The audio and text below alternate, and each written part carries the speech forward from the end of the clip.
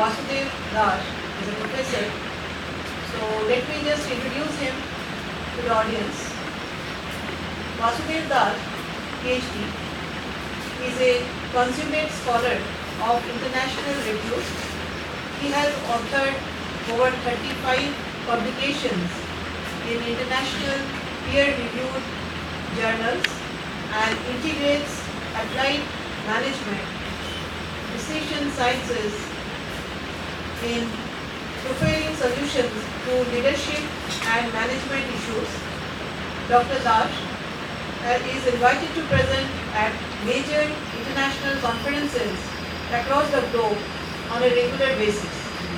He frequently travels to educate diverse audiences on the values of love, peace, unity in diversity, social justice and positive change, community development, conflict solution, and organizational leadership.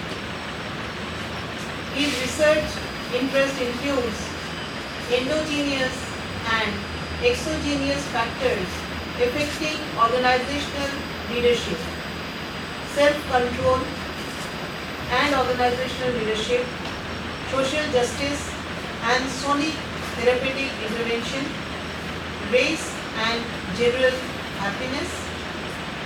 Now let me come to his education. He has done his PhD, Applied Management and Decision Sciences, Leadership and Organizational Change, Walden University, USA. He has done his MA in Critical and Creative Thinking, NEDU, Nigeria, affiliated with the Institute for the Advancement of Philosophy for Children, Montclair State University, USA. He is also having some professional associations like Academy of Management, International Political Science Association, International Studies Association, International Leadership Association, National Social Science Association. So we are very fortunate to have such an eminent professor with us today. Today the title on which he is going to talk about is Sonic Therapeutic Intervention for Global Peace and Harmony. So may I now request Professor Dash to please deliver his lecture. Thank you so much.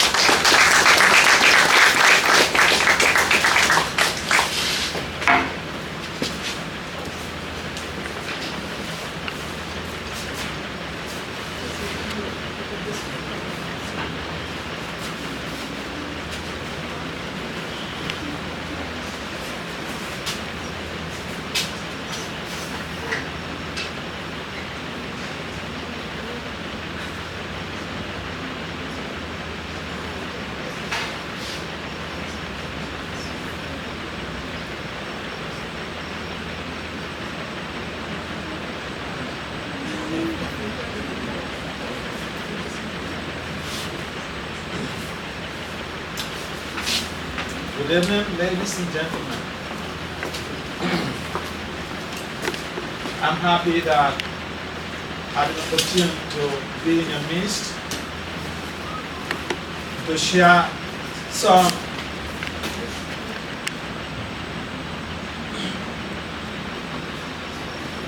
with you on some research developments that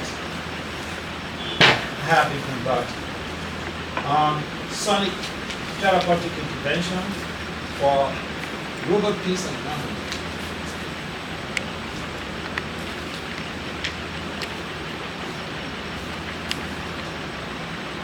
Introduction and background of the study. Wars and arms conflict are skyrocketing or escalating in our modern day society like never before. And strategies for global peace and harmony need to evolve at a geometric progression with high sophistication to be able to deal with the emerging scenario. Sonic therapeutic intervention is an effective strategy for positive self-transformation, managing intra and interpersonal conflicts, and mental health. All of us, we need some sanity. We need sound mental health to be able to do our businesses, to focus on our studies, to be able to radiate the love we want to share in the world. And therefore, it is important to understand the undertones and the importance of sonic therapy. Wars have been ravaging the whole of society. Currently, we have one that is going on between Russia and Ukraine. Other wars are ravaging different communities in the global village. Over 40 million people died in the 20th century wars. 40 million, that's not a joke. So, wars are, we have a concern for wars. And I think everyone here would agree that the world needs peace. And we need peace. In 2013, a survey study, and that was 10 years after the American invasion of Iraq under the leadership of George W. Bush, the American ex-president. In that survey,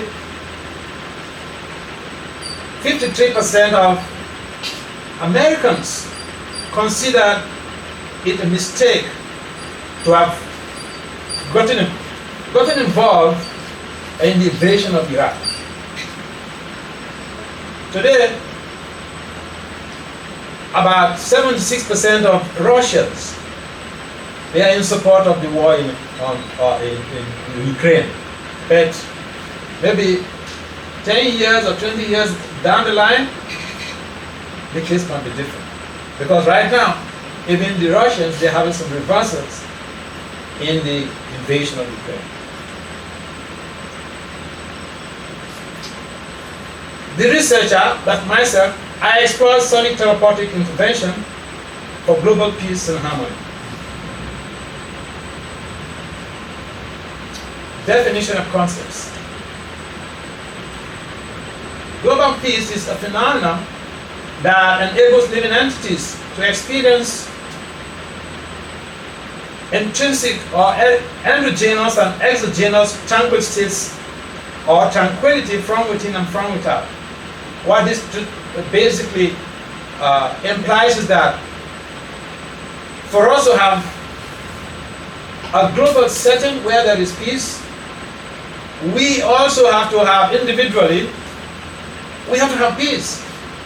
We can't give what we don't have. And for us to even champion or initiate global peace causes, we need to be peaceful ourselves. If we are not peaceful, I mean, it's like someone who wants to give charity. He has to have sufficient to be able to fend for himself and his family. So if he doesn't have the funds to be able to take care of himself, it's difficult to get out of his comfort zone to go and embark on charity.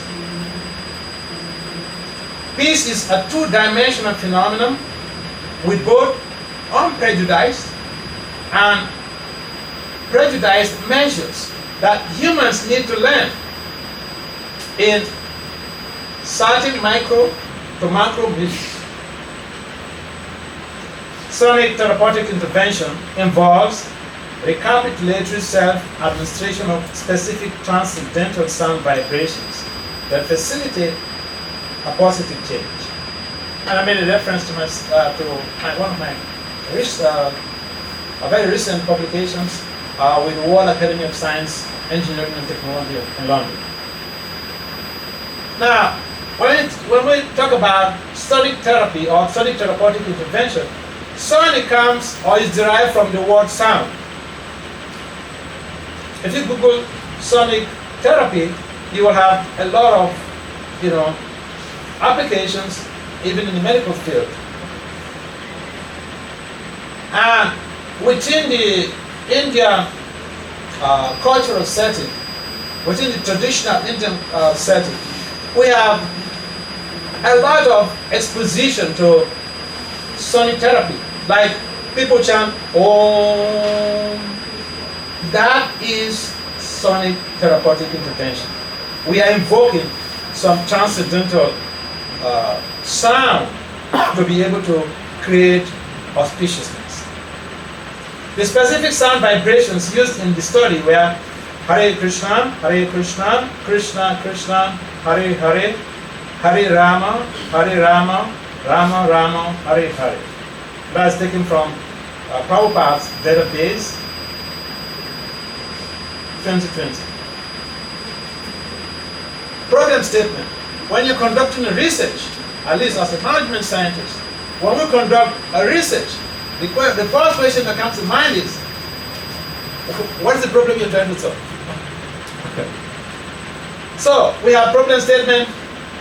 Neo-Newtonians recognize that ecocide, feticide, genocide, gerontocide, infanticide, matricide, and patricide are some of the underlying principles, underlying causative factors that contribute to wars and armed conflicts in the global village.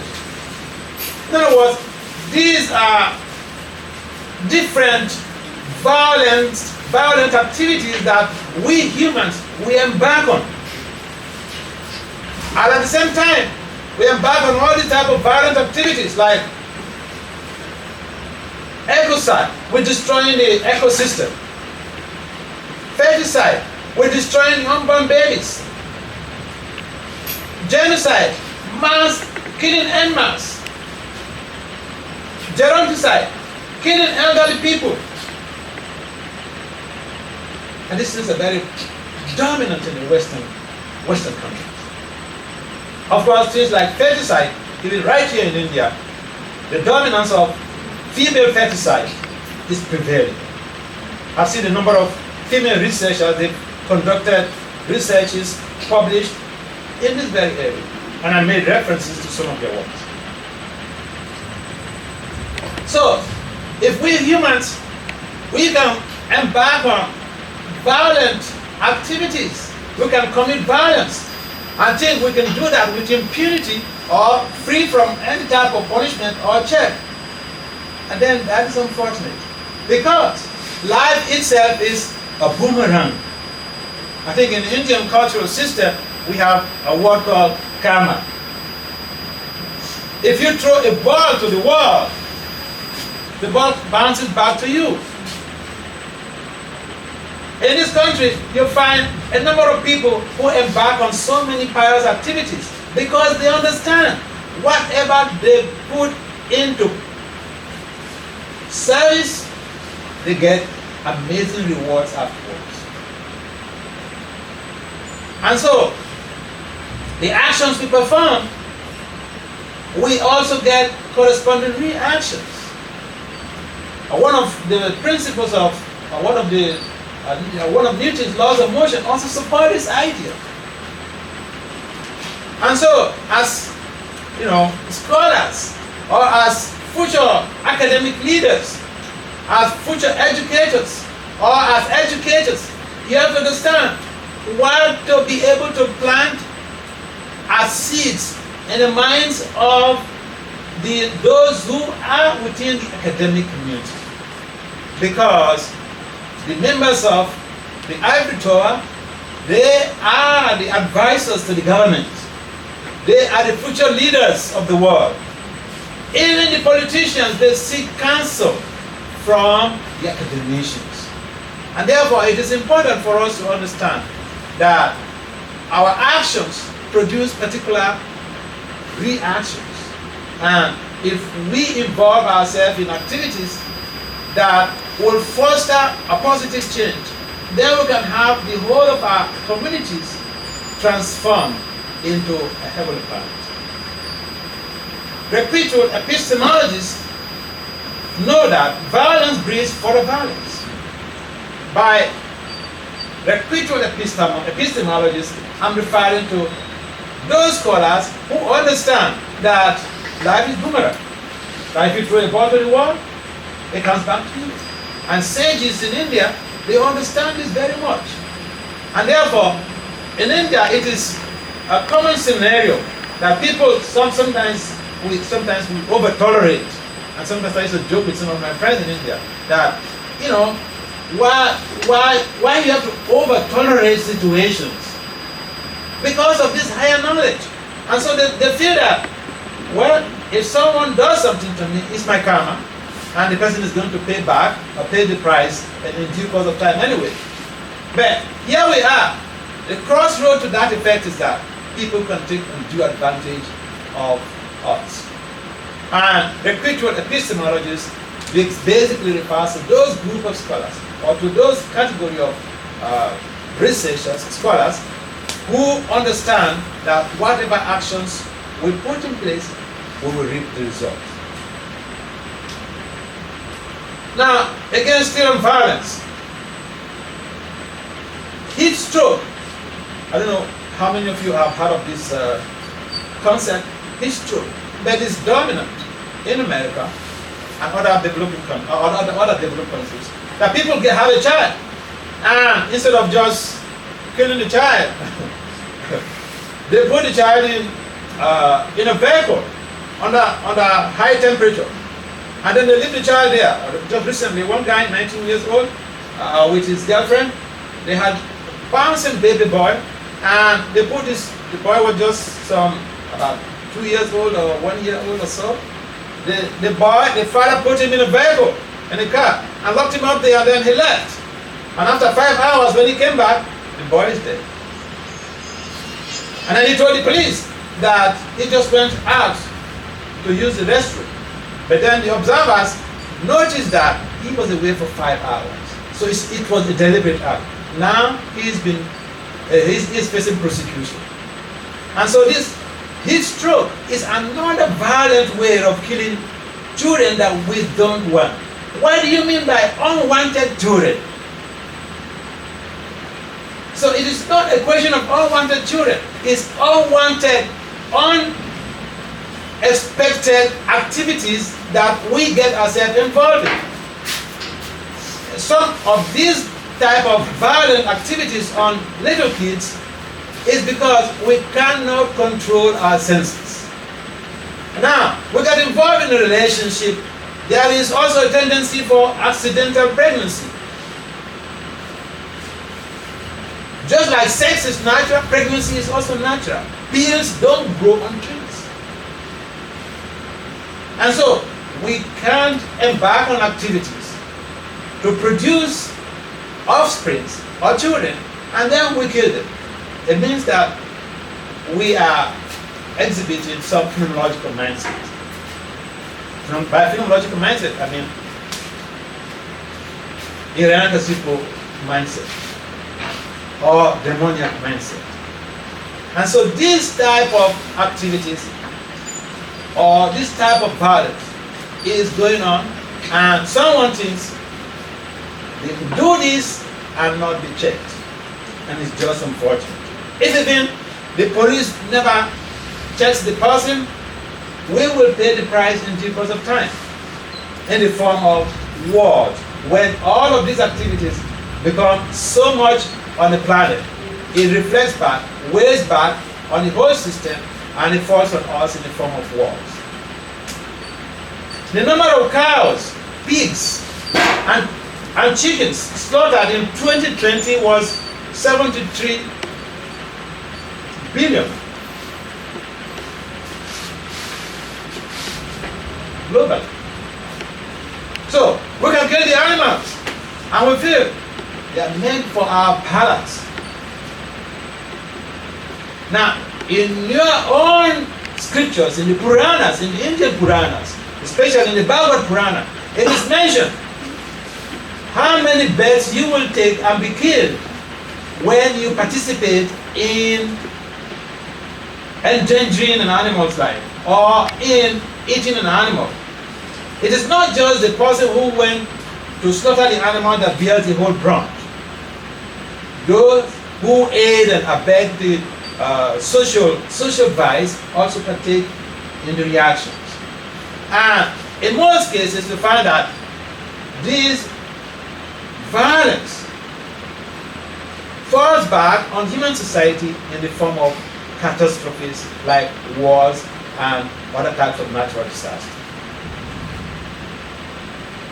The specific problem is that leaders of global peace initiatives often do not understand the importance of solid therapeutic intervention in fostering global peace and harmony.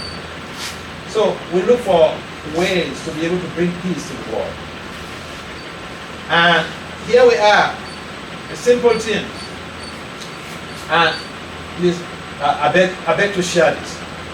Now, in your own scriptures, specifically in the Bhagavad Gita 5:29, it is mentioned, Bhaktaram Jagita Pacha, Sarva Loka Maheshwara, Surinam Sarva Bhutana, Vyatramam, Sant. If we want to be peaceful, we have to understand, we have to dissociate ourselves from false proprietorship. False proprietorship. And what is going on in Ukraine right now is an epitome of false proprietorship.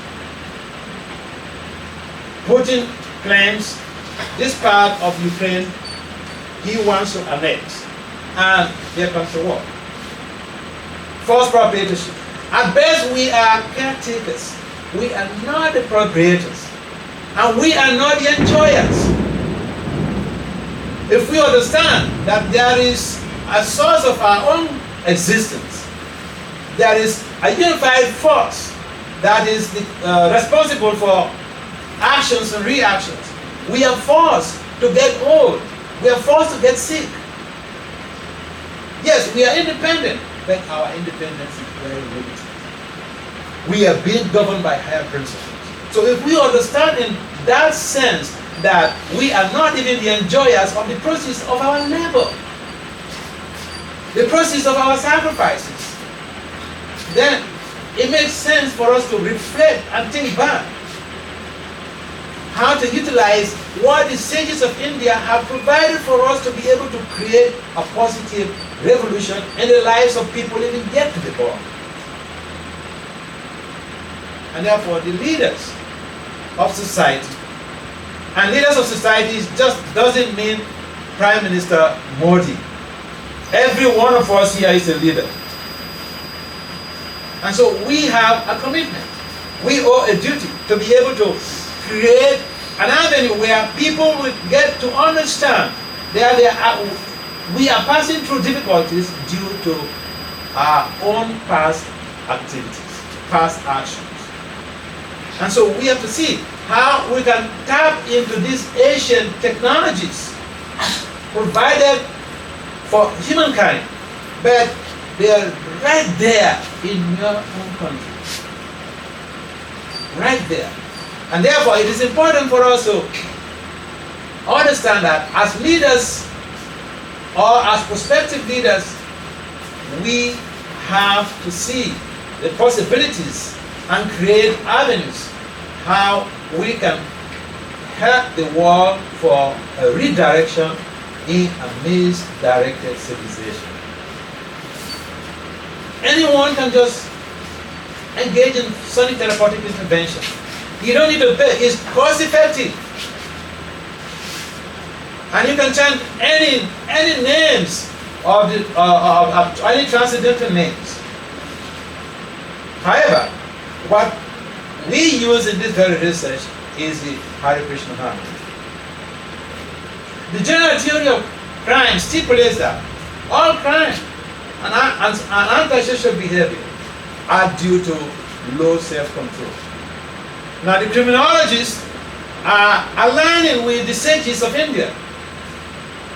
What do the sages of India tell us? Vasha Vegam, Manasa Kroda Vegam, Jiva Vegam, Udara Pasta Vegam, Etam Vegam, Nyo Visa Hita Dira, Saram Abhima, Prithivim Sachishya.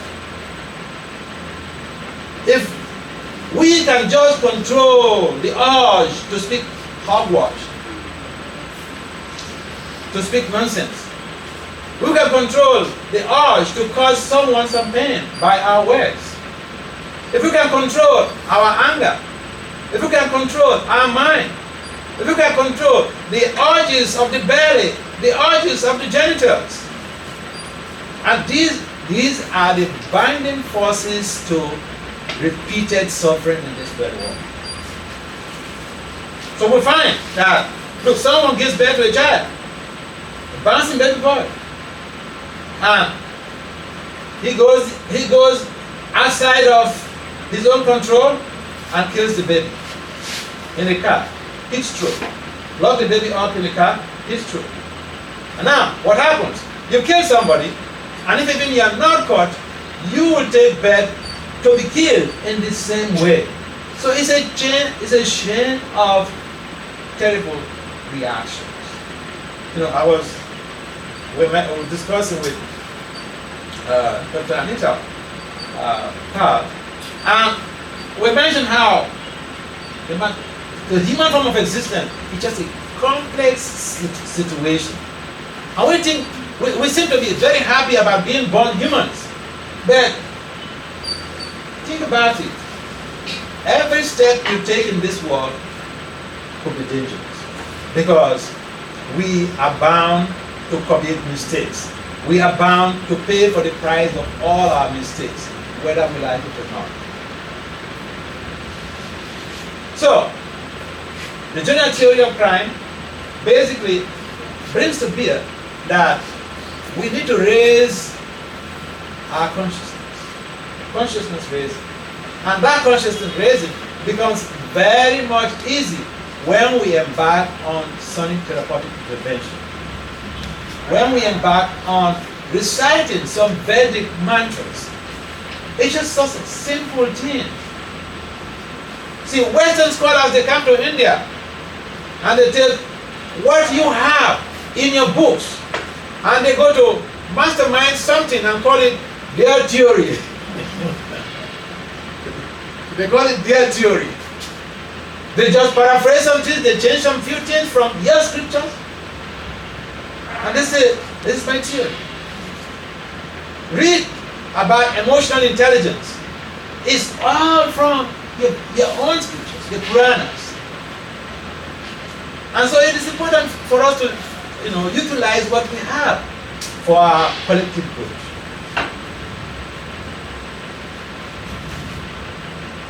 Global research has in most global research on peace and harmony has in most cases been on quantitative research. Now keep in mind, research methodologies, we have three major research methodologies. We have the mixed methods, we have the quantitative methods, and we have the qualitative method. Now, research on global peace has mainly been on quantitative measures, quantitative measures. And for us to be able to embark on a research study, we have to find a gap in the literature. So here, I'm generating the gap that the research, yes, there have been research studies on global peace and harmony, but in most of these studies, it's been on quantitative research. Therefore, this hermeneutic, phenomenological, qualitative study fills the gap in the literature.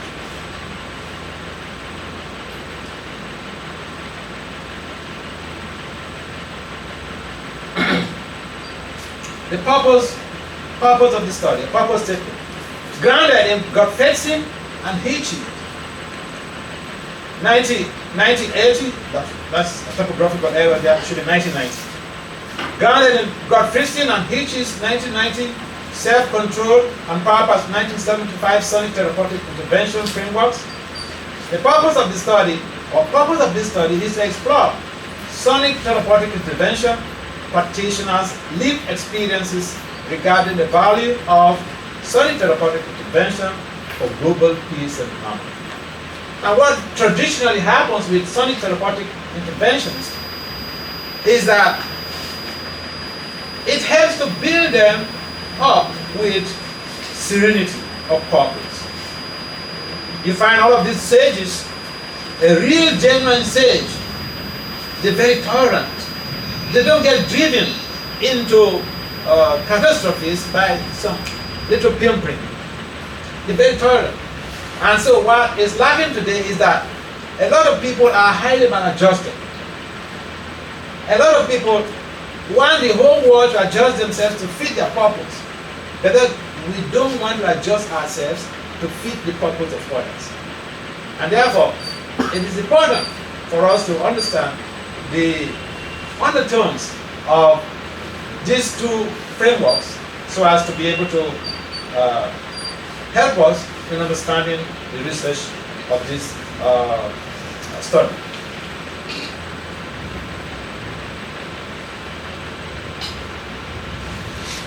Research question. When you have to conduct a research, the question is, what is the basis of your research? What is the foundational question that you are investigating? So, in this very study, the research question is, what are the lived experiences of solid therapeutic intervention practitioners regarding the value of solid therapeutic intervention for global peace and harmony? This forms the foundation of the whole research. You may have interpretations that follow, that align with this or that follow up with this, and then you have also sub questions that basically sub research questions that follow up with this.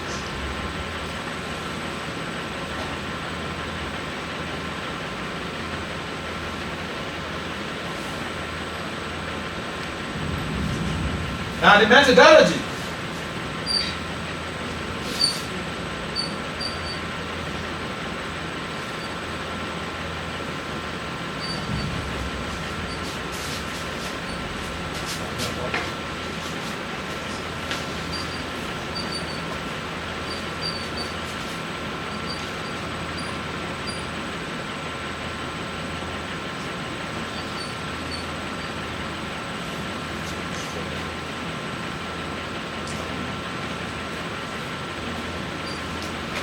So the method and design of the research. So in every research, especially in the management sciences, we have a method, and then we have the design of the research. So the method that was used in this very research is a qualitative method. Like I mentioned, we have the qualitative, quantitative, and mixed methods, which is a combination of qualitative and quantitative methods. And the design of the study is hermeneutic phenomenological study. The key words are compassion for self and others, divine love, high self-control, peace of mind. I think a number of people will agree with me that majority of people on this planet, we need peace of mind to be able to make a difference. We need also compassion for ourselves and for others to be able to make a difference. We need also divine love to be able to invoke the mercy of divinity in our midst or in our families. Because when we talk about even global conflicts, we can't preclude the family from global conflicts, because the family is a microcosm of the global village. And so what we experience in the world or in the global setting is just a reflection of what is happening in different families. There's a lot of conflict that is going on in different families. And peace of mind. We all need peace of mind to be able to grow, to be able to go about with our activities. Data collection and analysis.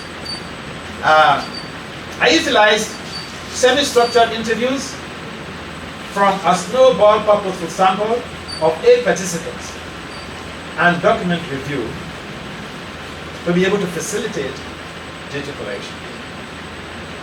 Now, where do I get my resources in terms of literature review?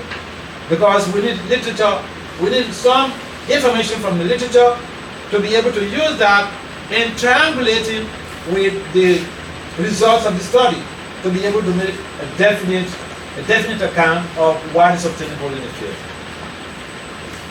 So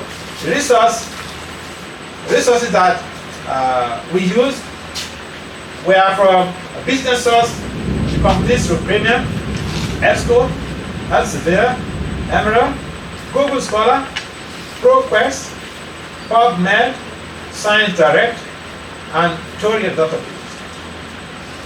The data was analyzed thematically. There are several ways to analyze data, but this very research, we analyze the data thematically.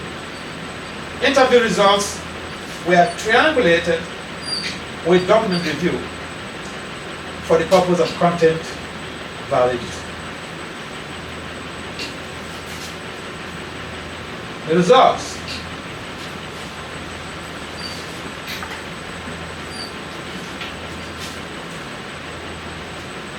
Sonic therapeutic intervention enabled consequentiality mindset. What does that mean? Sometimes we get into argument, even with your spouse, or even with your family, with your kids, or with your parents. You get into argument, but sometimes you don't know what the consequences are going to be. Now, from the result of this study, it shows that sonic therapeutic intervention enables consequentiality mindset. In other words, it enables us to become aware that what the energy we put in the opposite direction, we get the same result. That means whatever we do, we have to face the consequences. And second, high self-control. Like we mentioned about the causes of crime, antisocial behavior, causes of wars, because the leaders, they don't have high self-control.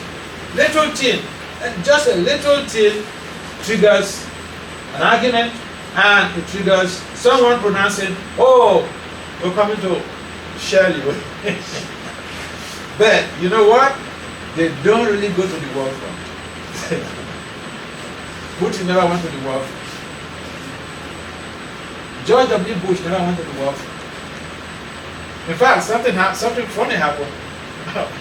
George W. Bush, under his administration, America invaded Iraq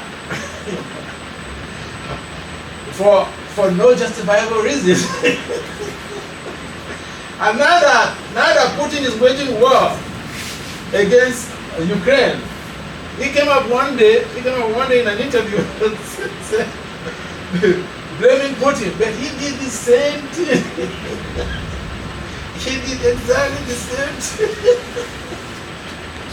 And then he made a mistake. He was referring to Iraq instead of referring to Putin and Ukraine.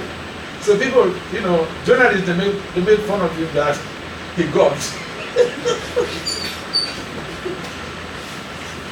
Peace of mind. When I conducted the research and in my interaction with the participants, we realized that this sonic therapeutic intervention, this chanting of the Christian mantra, helps these people to be able to have a peace of mind. And we do understand that this is a world that is full of disturbance or disturbances, and if some source or some avenue created to enable peace of mind, why not? We don't pay any price, so why not? Post-conventional consciousness. Post-conventional consciousness means we are at a stage, or we have a stage of consciousness where we know this, I cannot do this because there's a consequence for this, and no, I will not do it.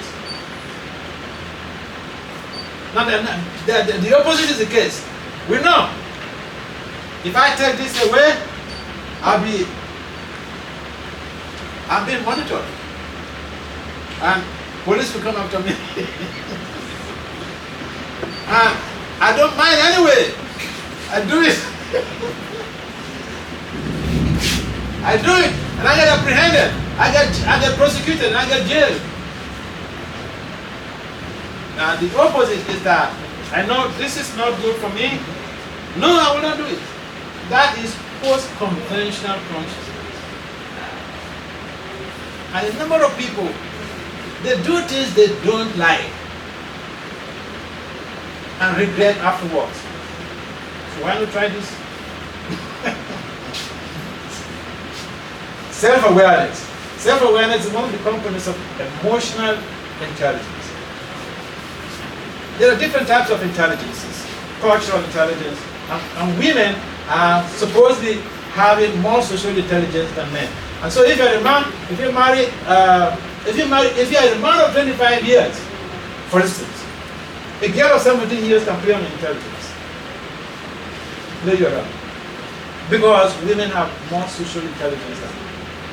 You can Google this, you can check it out. So, self-awareness, basically, the self is understood to be different from the body. At the same time, the self, the understanding of self in the mode of passion means the whole body. In the mode of goodness, the self is different from the physical body. So self-awareness implies that you understand you are a spirit soul. Like what the Bhagavad Gita says, Mama evam so jiva loke jiva bhukti sanati. And so it is important for us to tap into these ancient scriptures. See, I have the degrees that everyone else has. I have the PhD in management science that everyone else has. But I tap into your own tradition, your own knowledge base. And I remember going to one conference. I made a presentation, so the organization, they selected my paper for publication in the journal. And so the secretary of that organization, scholarly organization, he told me that we want you to publish in our journals. I said, excuse me, sir, why me? There are so many other professors here. That time I was younger, like 20 years ago. So he said, no. What these other professors say, we know. What you say, we don't know.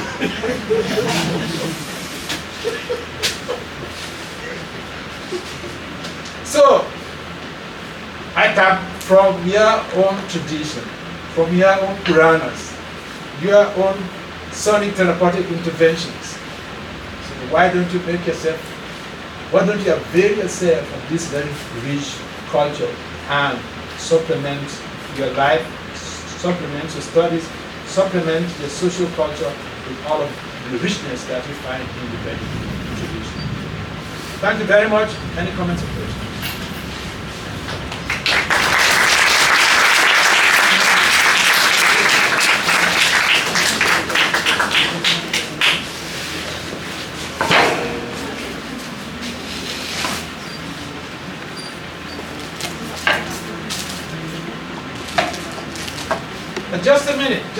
Just a minute, I'm sorry.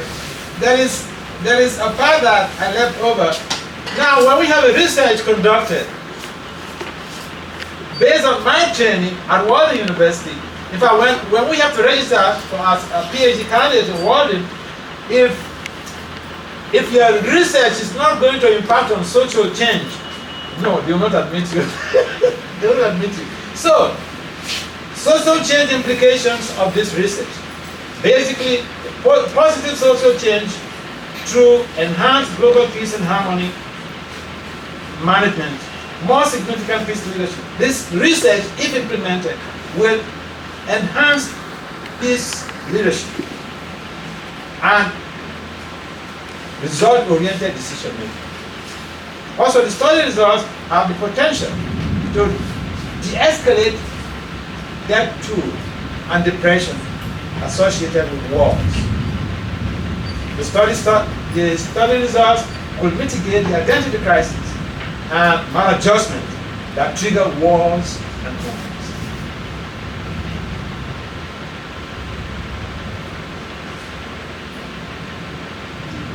So the last page I have references.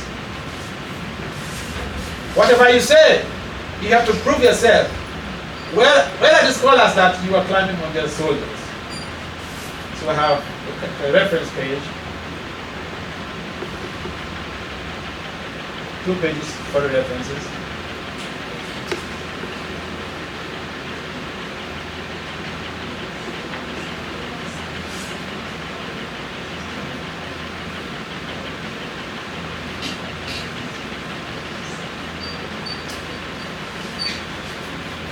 And yeah, questions, comments? Thank you.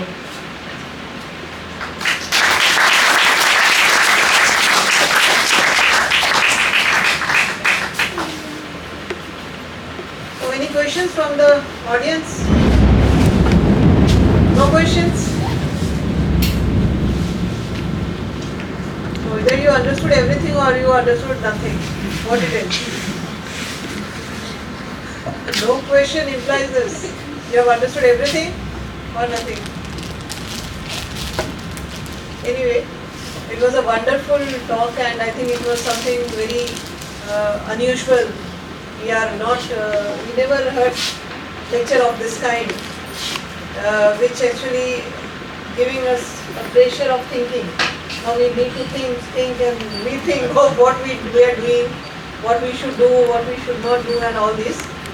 So I think it's a very informative for the students also. I think your people have enjoyed his lecture.